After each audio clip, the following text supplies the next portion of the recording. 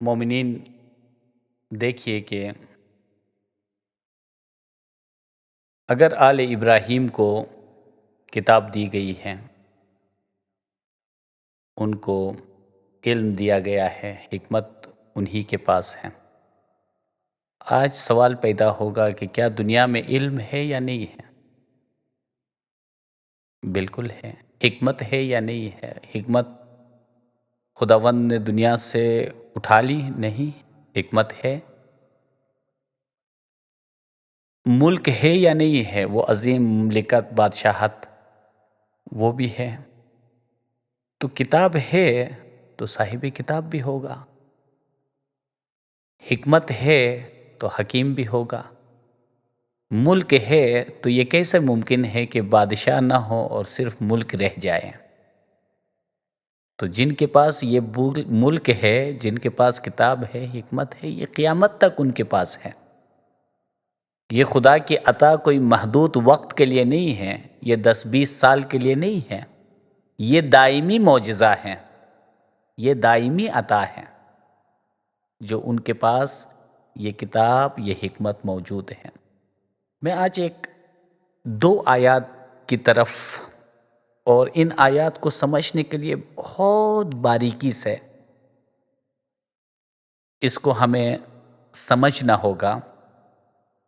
بعض لوگ کہتے ہیں کہ اللہ رب العزت کافی ہے، اس میں کیا شک ہے؟ اللہ رب العزت کافی ہے۔ کیا اپنے نظام کو، نظام ہدایت کو، اپنے ائمہ کو، اپنے رسولوں کو اپنا کر اس پورے قانون کے ساتھ اللہ کافی ہے، یا تنہا اللہ کی ذات کافی کی بات کر رہے ہیں؟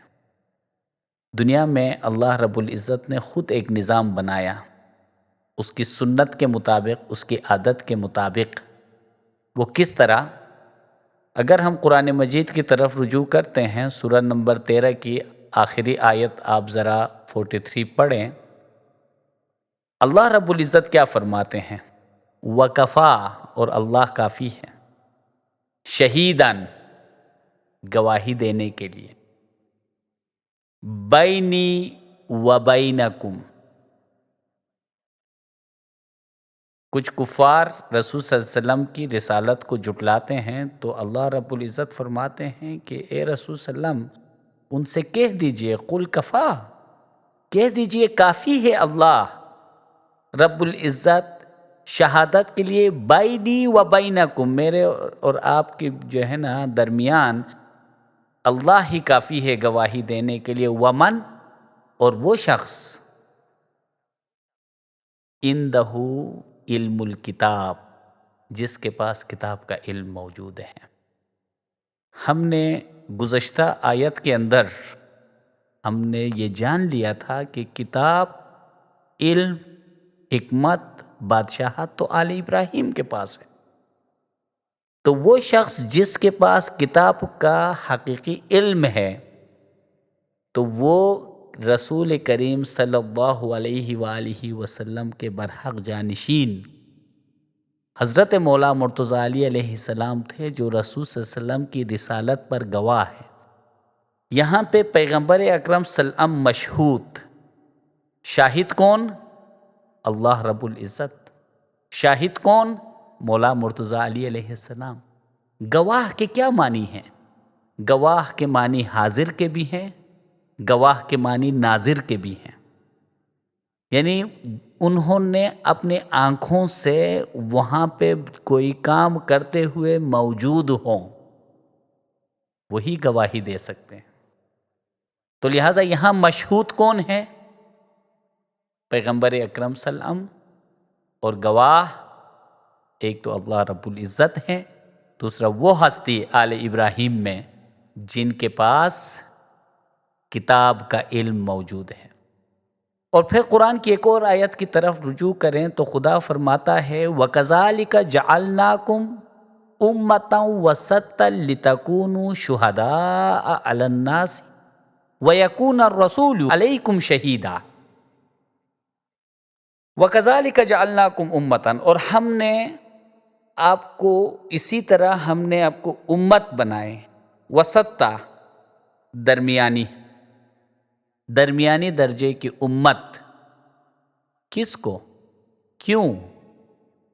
لِتَكُونُوا شُهَدَاءَ عَلَى النَّاسِ، تاکہ تم لوگوں پر گواہ رہو. اس کا مطلب یہ کہ لوگ جو کچھ اعمال کریں، گواہ کا مطلب یہ ہے کہ آپ وہاں پہ حاضر بھی ہیں، آپ ان پر ناظر بھی ہیں.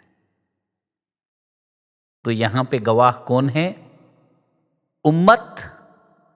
یہاں سے مراد امت، ان ابراہیم کان امتن. قرآن کے اندر اکیلے ابراہیم کو امامت کے عنوان سے اس کو امت کہا گیا ہے. امت امام کے دوسرا ایک نام ہے. کیوں؟ کیونکہ اس کی ذات کے اندر وَكُلَّ شَيْءٍ أَحْصَيْنَاهُ فِي إِمَامٍ مبین کے کلیے کو دیکھیں تو پوری کائنات اس کی ذات میں ایک وحدت کی صورت میں ہے. ان معنوں میں وہ امت بھی ہے.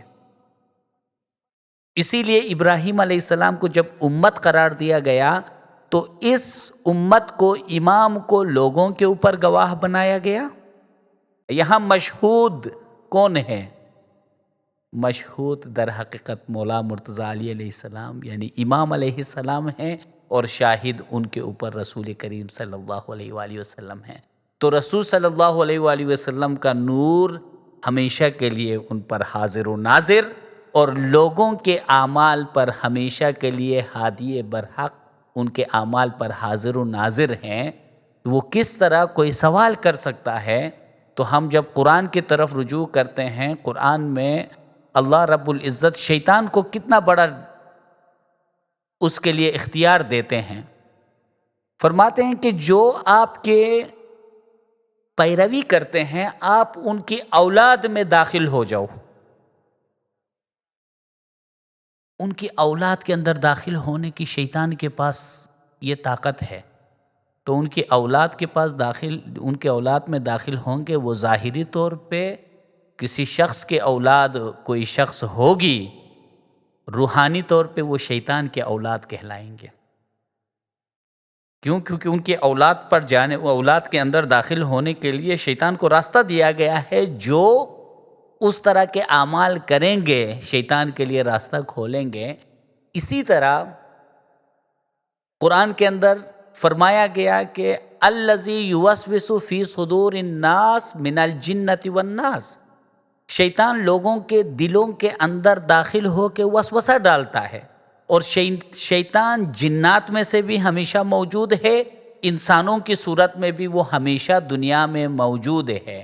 جو شر کا منبع بشری لباس میں جسمانی طور پر دنیا میں موجود ہے، جنی طور پر بھی موجود ہے، اس کے پاس یہ طاقت ہے لوگوں کے خاندانوں کے اندر، اولاد کے اندر داخل ہو کر اپنے لیے روحانی اولاد بنائے، اور لوگوں کے دلوں کے اندر داخل ہو کر وسوسہ ڈال دے.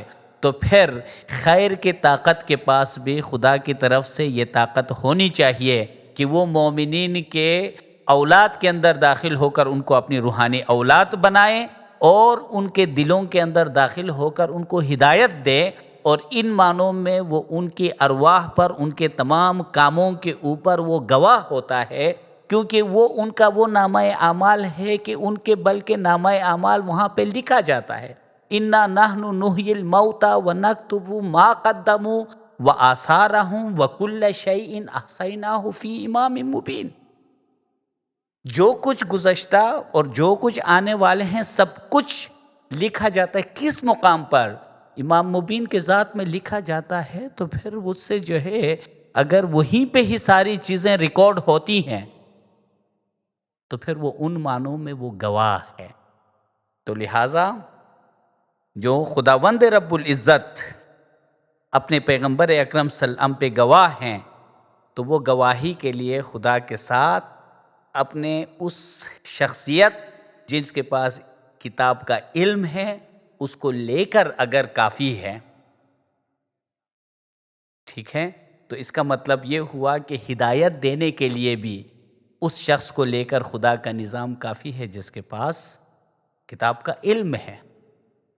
برکات کے لیے، رحمتوں کے لیے، کرامتوں کے لیے، معجزات کے لیے، نوازش کے لیے، یہ سب چیزوں کے لیے کیوں خدا کا ایک قانون ہے، اس قانون کے مطابق لوگوں کی رسائی اس بشریت کی وجہ سے جس شخصیت کے ساتھ ہے، خداوندی برکات عالم خلق تک، عالم امر سے اس مقام پر اترتی ہیں اور وہاں سے مومنین میں یہ تقسیم